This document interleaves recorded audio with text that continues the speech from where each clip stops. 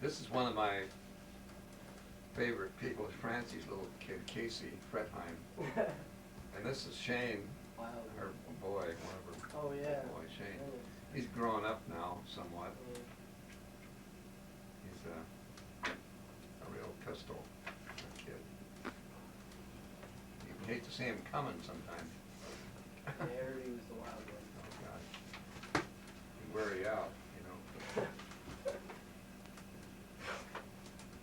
But we're all here and we're all different, you know. What I once said for me is what's on this card. It says, "Pray for me as I will for thee, that we may merrily meet in heaven." See, that's what it says. Yeah.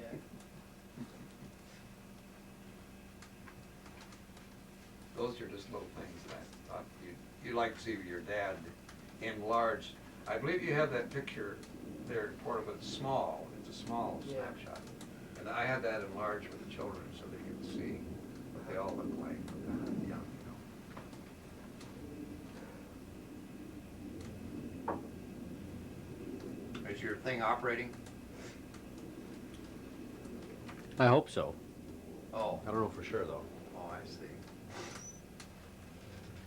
Would the fact be that you have it on too long that it would not work? I don't think the batteries were charged up long enough. Oh, I see. That's what the problem was.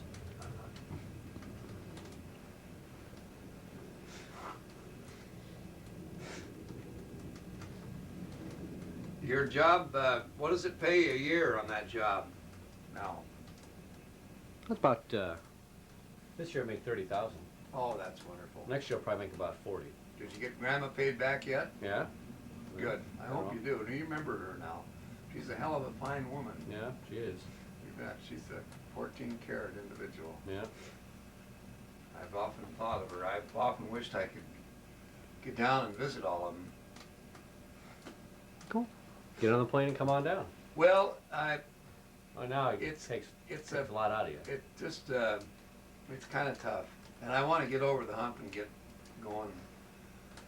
I keep looking for the rainbow, you know, and I'm fine as long as I get a rest every afternoon. I generally lay down at 2 o'clock, and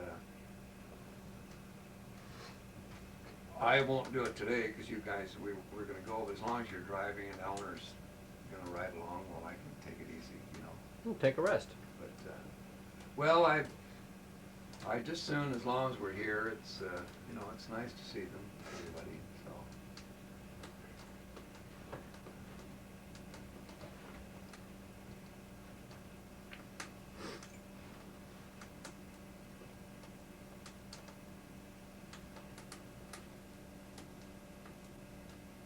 And that's why they're alone, but there are people that using their head.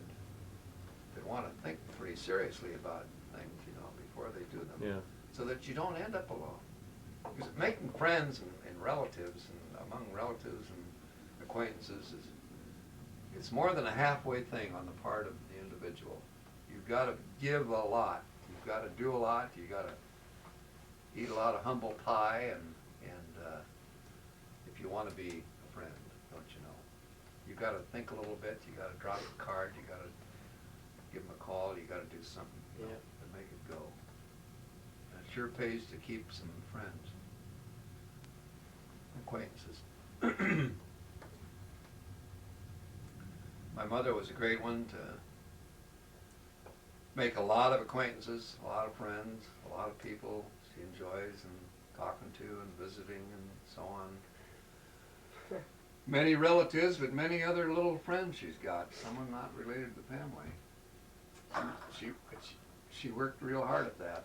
Boy, she worked Yeah. very hard at that. And friendships are something you have to work.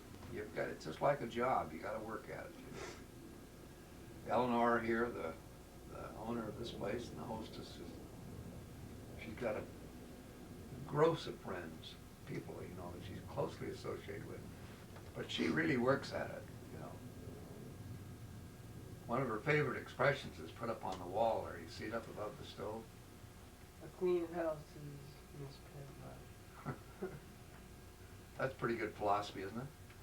In other words, instead of sitting around and worrying about cleaning the house, you got out and made some friends, you see. That's pretty important.